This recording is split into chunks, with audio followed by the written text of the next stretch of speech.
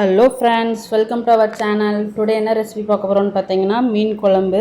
So இதுக்கு நாங்கள் எடுத்திருக்க மீன் என்னென்னு பார்த்தீங்கன்னா மஞ்சப்பாறை. எங்கள் ஊரில் ஏர்லி மார்னிங் 5 o'clock மீன் எடுத்துகிட்டு வந்துடுவாங்க. எங்கள் ஊர் பக்கத்தில் தான் ஓவரியிலேருந்து ஃப்ரெஷ்ஷாக எங்களுக்கு மீன் வந்துக்கிட்டே இருக்கும். ஸோ ரொம்ப ஃப்ரெஷ்ஷாக இருந்தது மீன். கட்ட வேலையாக மீனில் உள்ள வேஸ்ட்டு பாட்டை எல்லாத்தையும் கட் பண்ணிக்கிட்டு இருந்தோம். செதில், வால், மண்டை எல்லாத்தையும் நல்லா கட் பண்ணி நல்லா க்ளீன் பண்ணிக்கிட்டு இருந்தோம்.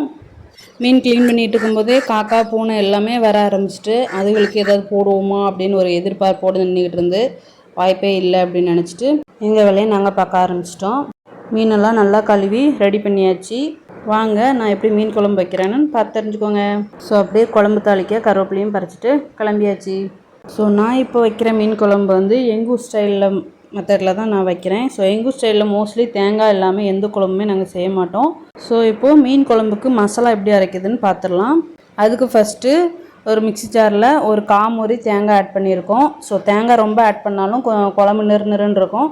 ஸோ அதனால் ஒரு காமூரி தேங்காய் ஆட் பண்ணியிருக்கோம். அது கூடவே 10 சின்ன வெங்காயம் அது கூட ஆட் பண்ணியிருக்கோம்.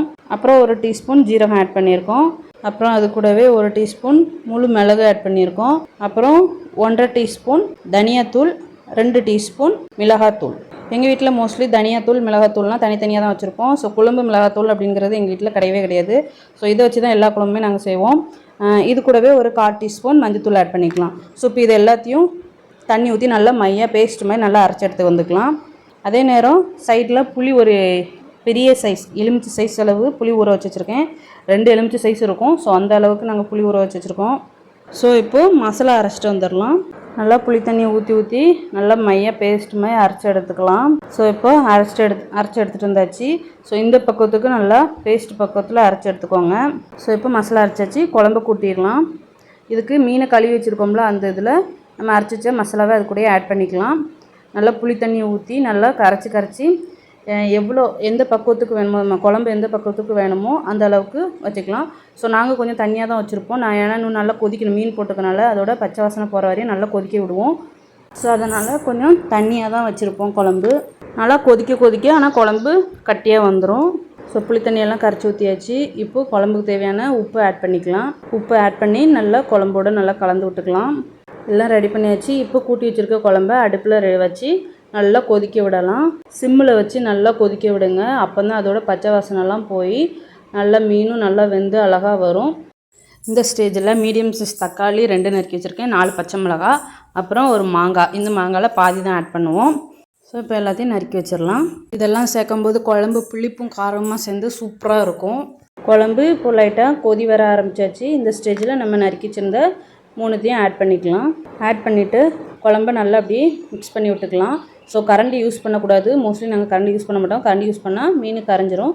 ஸோ அதனால் மீன் சட்டியை நல்லா கலக்கி விட்டுட்டு மூடி போட்டு வேக வச்சிடலாம். ஸோ அப்புறம் மீன் குழம்பு நல்லா கொதிச்சு வர நேரத்தில் பறிச்சிட்டு வந்த கருவேப்பிலையும் ஆட் பண்ணி அது கூட நல்லா கொதிக்க விட்டுட்டுருக்கு. ஸோ அதே நேரம் மீன் வறுக்கிறதுக்கு எங்கள் மம்மி ரெடி பண்ணிகிட்டு இருந்தாங்க. ஸோ நான் மீன் வந்து குழம்புல கிடந்தால் எனக்கு பிடிக்காது, வறுத்து தந்தால் தான் எனக்கு பிடிக்கும். இதுக்கு பெரிய மசாலா பெருசாக மசாலா எதுவும் ஆட் பண்ண மாட்டாங்க. ஒன்லி மிளகாத்தூள், மஞ்சத்தூள், உப்பு, பெப்பர் 4 ஐட்டம் தான். ஸோ இது 4ஐயும் ஆட் பண்ணி நல்லா மிக்ஸ் பண்ணி மீனில் தடவி தோசைக்கல்லில் போட்டு வறுத்துருவாங்க. ரொம்ப சூப்பராக இருக்கும். லைட்டாக தண்ணி விட்டு மசாலாவை நல்லா கட்டியாக பிணைஞ்சி அப்புறம் அந்த மீன் மேலே ஸ்ப்ரெட் பண்ணி எடுத்துக்கலாம். நீங்களும் ஒன் டைம் இந்த மாதிரி மீனில் ட்ரை பண்ணி பாருங்கள். மசாலா பெருசாக ஆட் பண்ணாமல் ஒன்லி மிளகாத்தூள், உப்பு அந்த மாதிரி போட்டு செஞ்சாலே சூப்பராக இருக்கும். மசாலாவும் நல்லா ஒட்டும், மசாலா பிரியவே செய்யாது இது. ஸோ இப்போது மீன் வறுக்கிறதுக்கு எல்லாம் ரெடி பண்ணி வச்சாச்சு. இப்போ குழம்பு எப்படி இருக்குதுன்னு பார்க்கலாம் வாங்க. குழம்பு நல்லா கொதிச்சு வந்துச்சு.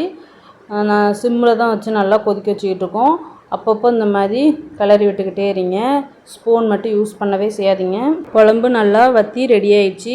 எவ்வளோக்குள்ளே இருந்த குழம்பு எவ்வளோ தூரம் நல்லா வற்றி வந்திருக்கு பாருங்கள். உங்களுக்கு பாத்திரத்தை பார்த்தாலே தெரியும்.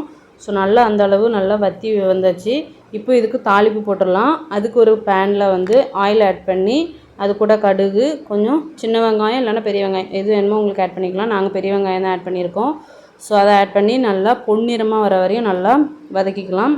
நல்லா கோல்டன் ப்ரௌன் வந்த பிறகு கொஞ்சம் அது கூட கருவேப்பிலையும் ஆட் பண்ணிக்கலாம்.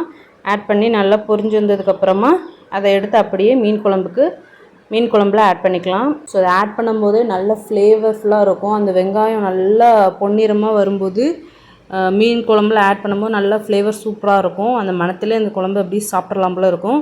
தாளிசம் பண்ணி ஊற்றியாச்சு. இப்போது மீன் குழம்பு ரெடி. நீங்களும் ஒன் டைம் இதேமாதிரி மசாலா அரைச்சி விட்டு குழம்பு வச்சு பாருங்கள், சூப்பராக இருக்கும். ஒவ்வொரு மீனுக்கும் ஒவ்வொரு விதமாக டேஸ்ட் இருக்கும். அதுலேயும் இந்த மஞ்சப்பாறை மீன் வந்து சூப்பராக இருக்கும். அப்படியே மீன் எடுத்து சாப்பிடும்போதே கேக் மாதிரி எடுத்து சாப்பிட்லாம், அவ்வளோ டேஸ்ட்டாக சூப்பராக இருக்கும். ஸோ எங்கள் வீட்டு சண்டே சமையல் என்னென்னு பார்த்தீங்கன்னா, சுட சுட குண்டரிசி சாதம், புளிப்பும் காரமும் நிறைந்த மீன் குழம்பு, அப்புறம் ஒரு ஃபிஷ் ஃப்ரை. இந்த வீடியோ பிடிச்சிருந்தா லைக் பண்ணுங்கள், ஷேர் பண்ணுங்கள். உங்கள் வீட்டு பிள்ளைய நினச்சி எங்கள் சேனலை சப்ஸ்கிரைப் பண்ணிடுங்க. நெக்ஸ்ட் வீடியோவில் பார்க்கலாம். See you guys.